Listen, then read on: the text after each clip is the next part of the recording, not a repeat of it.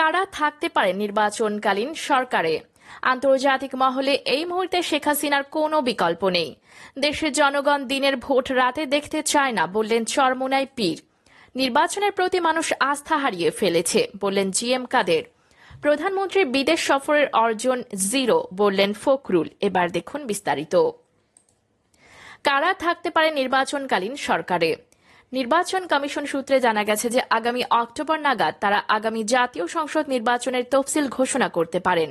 December বা জানুয়ারির প্রথম সপ্তাহে দ্বাদশ জাতীয় সংসদ নির্বাচন হতে পারে এমন ইঙ্গিত পাওয়া যাচ্ছে নির্বাচন কমিশন থেকে। সেই লক্ষ্যে নির্বাচন কমিশন প্রস্তুতি শুরু করেছে এবং সেই কাজ অনেক দূর এগিয়ে গেছে। তথ্যমন্ত্রী ডক্টর হাসান মাহমুদও সম্প্রতি এক বক্তৃতায় ইঙ্গিত দিয়েছেন যে আগামী অক্টোবর নাগাদ নির্বাচন কমিশন তফসিল ঘোষণা করতে পারে। আওয়ামী লীগের দায়িত্বশীল সূত্রগুলো বলছে যে মুহূর্তে নির্বাচন কমিশন নির্বাচনী তফসিল ঘোষণা করবেন সঙ্গে সঙ্গে সরকার একটি নির্বাচনকালীন সরকার গঠন করবে। বর্তমান প্রধানমন্ত্রীর নেতৃত্বে এই নির্বাচনকালীন সরকার হবে আকারে ছোট। জাতীয় সংসদে প্রতিনিধিত্বকারী রাজনৈতিক দলের অন্তর্ভুক্ত থাকবে নির্বাচনকালীন সরকারে। নির্বাচনকালীন সরকার রুটিন কাজের বাইরে কোনো কাজ করবে না। যারা মন্ত্রী হবেন তারা নির্বাচন পরিচালনায় অংশগ্রহণ করলে কোনো সরকারি প্রটোকল পাবেন না ইত্যাদি একগুচ্ছ সিদ্ধান্ত সমেত নির্বাচনকালীন সরকারের একটি আনুষ্ঠানিক রূপরেখা আওয়ামী লীগ আগামী কিছুদিনের মধ্যে ঘোষণা করতে পারে বলে ধারণা করা হচ্ছে। আওয়ামী লীগের দায়িত্বশীল একাধিক নেতা বলেছেন যে বিএনপি আসুক না আসুক আওয়ামী লীগ অবাধ সুষ্ঠু নিরপেক্ষ নির্বাচন করতে জনগণের কাছে অঙ্গীকারবদ্ধ। আগামী নির্বাচনে এমন একটি অবস্থা দৃশ্যমান করতে চায় যা সকলের কাছে একটি অনুকরণীয় উদাহরণ হিসেবে থাকবে এবং এই নির্বাচন নিয়ে জাতীয় আন্তর্জাতিকভাবে কোনো প্রশ্ন উত্থাপিত হবে না। আওয়ামী লীগের একজন নেতা বলেছেন প্রধানমন্ত্রী আগামী জাতীয় সংসদ নির্বাচন অবাধ সুষ্ঠু করতে দৃঢ় প্রতিজ্ঞ এবং তিনি বারবার এই নির্দেশনা দিয়েছেন। নির্বাচনে কোনো ধরনের অনিয়ম বিশৃঙ্খলাকে তিনি প্রশ্রয় দেবেন না বলে সাফ জানিয়ে দিয়েছেন। এরকম পরিস্থিতিতে সরকার বিএনপির দিকে তাকিয়ে কোনো সিদ্ধান্ত নেবে না, বরং জনগণের স্বার্থের জন্য সুষ্ঠু নির্বাচন করতে যা যা করা দরকার সবকিছু করবে। তার একটি বড় অংশ হল নির্বাচনকালীন সরকার। অপরদিকে আন্তর্জাতিক মহলে এই মুহূর্তে শেখ হাসিনার কোনো বিকল্প নেই। প্রধানমন্ত্রী শেখ হাসিনার 3 দেশ সফর কি বাংলাদেশের রাজনীতিতে একটি টার্নিং পয়েন্ট? আগামী জাতীয় নির্বাচনের আগে এই সফর কি আওয়ামী লীগকে এক ধরনের বিজয় এনে দিল? এরকম প্রশ্ন এখন রাজনৈতিক অঙ্গনে ব্যাপকভাবে আলোচিত হচ্ছে। বিশেষ করে আইএমএফ প্রধান এবং বিশ্বব্যাংকের প্রধানের বক্তব্য শেখ হাসিনাকে নিয়ে এবং তাদের উচ্ছ্বাস এবং প্রশংসা বাণীর পর এই ধারণাগুলো স্পষ্ট হয়েছে যে এখন পর্যন্ত আন্তর্জাতিক মহল শেখ হাসিনার কোনো বিকল্প ভাবছে না। বিভিন্ন সময় বলা হচ্ছিল যে মার্কিন যুক্তরাষ্ট্র বাংলাদেশের ব্যাপারে এক ধরনের নেতিবাচক মনোভাব গ্রহণ করেছে। মার্কিন যুক্তরাষ্ট্র বর্তমান সরকারকে পাল্টে ফেলতে চায়। প্রধানমন্ত্রী নিজেও জাতীয় সংসদে বক্তৃতায় বলেছেন যে কোনো সরকারকে উলটপালট করার ক্ষমতা যুক্তরাষ্ট্রের আছে। যুক্তরাষ্ট্রের এই মনোভাব নিয়ে রাজনৈতিক অঙ্গনে নানা রকম আলাপ আলোচনা হয়েছিল। বিশেষ করে সাম্প্রতিক সময়ে র্যাবের উপর নিষেধাজ্ঞা, গণতন্ত্র সম্মেলনে বাংলাদেশকে আমন্ত্রণ না জানানো, জো বাইডেনের চিঠি, মার্কিন রাষ্ট্রদূতের বিভিন্ন রকম তৎপরতার পর প্রশ্ন উঠেছে যে মার্কিন যুক্তরাষ্ট্র কি তাহলে বর্তমান সরকারকে সরিয়ে একটি নতুন সরকার বসাতে চায়? এরকম আলাপ আলোচনাগুলোর মধ্য দিয়ে প্রধানমন্ত্রী 3 দেশ সফরে যান। প্রধানমন্ত্রী সফরে প্রত্যক্ষ ফলাফল প্রধানমন্ত্রী দেশে ফেরার আগেই পাওয়া যাচ্ছে। বিশেষ করে প্রধানমন্ত্রী জাপানের সফরের পর জাপান বাংলাদেশের রাজনৈতিক পরিস্থিতি নিয়ে ইউটার্ন নিয়েছে। এর আগে জাপানের রাষ্ট্রদূত 2018 নির্বাচন নিয়ে কিছু বিতর্কিত মন্তব্য করেছিলেন। এবার নতুন রাষ্ট্রদূত গণমাধ্যমের কাছে বলেছেন যে বাংলাদেশের নির্বাচন তাদের অভ্যন্তরীণ বিষয়। এ নিয়ে তিনি কোনো মন্তব্য করতে রাজি হননি।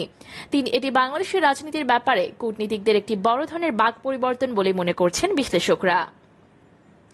অপরদিকে দেশের জনগণ দিনের ভোট রাতে দেখতে চায় না বললেন চরমোনাই পীর। 5 সিটি কর্পোরেশন নির্বাচনে ইসলামী আন্দোলনের প্রার্থী রয়েছেন ও শক্ত অবস্থানে আছেন। সামনে জাতীয় নির্বাচন আসছে। সরকার যদি সুষ্ঠু ও ন্যায়ের পক্ষে নির্বাচন না দেয় তাহলে নির্বাচন বর্জন করার সিদ্ধান্তও আমরা নিতে পারি, কারণ দেশের জনগণ আর দিনের ভোট রাতে দেখতে চায় না। চাঁদপুর শহরের হাসান আলী সরকারি উচ্চ বিদ্যালয় মাঠে বৃহস্পতিবার বিকেলে ইসলামী শ্রমিক আন্দোলন বাংলাদেশ চাঁদপুর জেলা শাখার আয়োজনে শ্রমিক সমাবেশ প্রধান অতিথির বক্তব্যে ইসলামী আন্দোলন বাংলাদেশের আমির চরমোনাই পীর মুফতি সৈয়দ মোহাম্মদ রেজাউল করিম এসব কথা বলেন। চরমোনাই পীর মুফতি সৈয়দ মোহাম্মদ রেজাউল করিম বলেন, মালিক শ্রমিকদের সম্পর্ক হবে ভাই ভাই। সেই সম্পর্ক কি আমাদের সমাজে আছে? স্বাধীনতার 52 বছরে যারা ক্ষমতায় এসেছেন তারাই দেশের হাজার হাজার কোটি টাকা লোপাট করে সুইস ব্যাংকে রেখেছেন। মানুষের ভোটের, ভাতের ও শ্রমের অধিকার প্রতিষ্ঠার কথা বলে জনগণকে জিম্মি করে ভোটের অধিকার, নাগরিক ও মৌলিক অধিকার হরণ করে গণতন্ত্র প্রতিষ্ঠার স্লোগানধারীরাই প্রকৃত শোষক হিসেবে চিহ্নিত হয়েছেন। এসব চিহ্নিত গণতন্ত্রের স্লোগানধারী ভোট লুটকারীদের প্রতিহত করতে ইসলামী আন্দোলন বাংলাদেশ কাজ করছে। সৈয়দ মোহাম্মদ রেজাউল করিম আরও বলেন, যারা দুর্নীতি, লুটপাট আর বিদেশে অর্থ পাচার করে দেশের জনগণকে ঠকিয়ে আসছে, তাদের শোষণ বঞ্চনার শিকার হয়ে শ্রমজীবী ও পেশাজীবী খেটে খাওয়া সাধারণ মানুষ আজ দিশেহারা।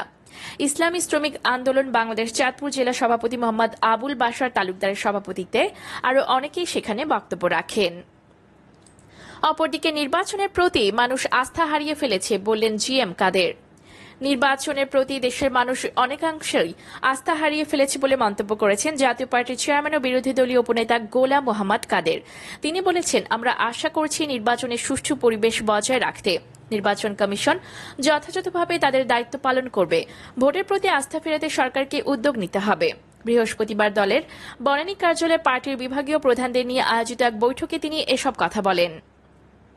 আসন্ন সিটি কর্পোরেশন নির্বাচন সুষ্ঠু হলে পরবর্তী নির্বাচনের ব্যাপারে আস্থা বুঝে ব্যবস্থা নেওয়া হবে জানিয়ে জাপা চেয়ারম্যান বলেন, আমরা চাই নির্বাচন গ্রহণযোগ্য ও অর্থবহ হোক, কিন্তু নির্বাচন গ্রহণযোগ্য করতে দায়িত্বশীলদের কাজ করতে হবে। তিনি বলেন, আমরা কোনো দলের সঙ্গে না গেলেই যে আমরা অন্য কোনো দলের কাছাকাছি বা দালালি করছি এসব বলে যারা আমাদের সমালোচনা করেন তাদের স্বার্থে কথা বলেন। সংসদ নির্বাচন পর্যন্ত সব নির্বাচন জাপার অংশ নেওয়ার সিদ্ধান্তের কথা জানিয়ে জিএম কাদের বলেন, সিটি নির্বাচনে দলের প্রার্থীরা জয়ী হতে শেষ পর্যন্ত সংগ্রাম করব। আমাদের প্রার্থীরা যেন সব নির্বাচনী কাজে সমান সুযোগ পায়, ভোটাররা যেন স্বাচ্ছন্দ্যে ভোট দিতে পারেন। মানুষ আসন্ন সিটি কর্পোরেশন নির্বাচনের দিকে তাকিয়ে আছেন। জাতীয় সংসদ নির্বাচন সামনে রেখে আমরা দলকে আরও শক্তিশালী করতে কাজ করছি। পার্টি মহাসচিব মোহাম্মদ মুজিবুল হক চুন্নু বলেন, আমরা সরকারের সঙ্গে নেই, সংসদে আমাদের বক্তব্য প্রমাণ করে সরকারের সঙ্গে আমাদের কোনো প্রেম নেই, আমরা নিজস্ব রাজনীতি নিয়ে এগিয়ে যাচ্ছি। অপরদিকে প্রধানমন্ত্রীর বিদেশ সফরের অর্জন জিরো বললেন ফখরুল। প্রধানমন্ত্রী শেখ হাসিনা যুক্তরাষ্ট্র, জাপান সফরের অর্জন জিরো বলে মন্তব্য করেছেন বিএনপি মহাসচিব ইসলাম আলমগীর। খালেদা জিয়ার গুলশানের রাজনৈতিক কার্যালয়ে এলডিপির সঙ্গে বৈঠক শেষে তিনি সাংবাদিকদের একথা বলেন।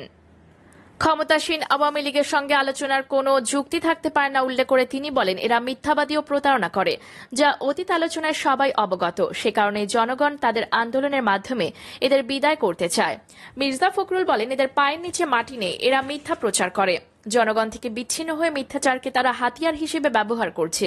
বলে বেড়ানো হচ্ছে তাদের অধীনে যতগুলো নির্বাচন হয়েছে সবগুলোই অবাধ এবং সুষ্ঠু হয়েছে। শুধু তাই নয়, বিশ্বব্যাংক এবং IMF-কেও তারা মিথ্যা তথ্য দিচ্ছে। তাদের বডি কেমিস্ট্রি হচ্ছে সন্ত্রাস ও দুর্নীতি। তিনি বলেন, জনগণের লক্ষ্য একটাই, এদের ক্ষমতা থেকে সরাতে হবে, আইনের শাসন ফিরিয়ে আনতে হবে, জনগণের শাসন প্রতিষ্ঠিত করতে হবে।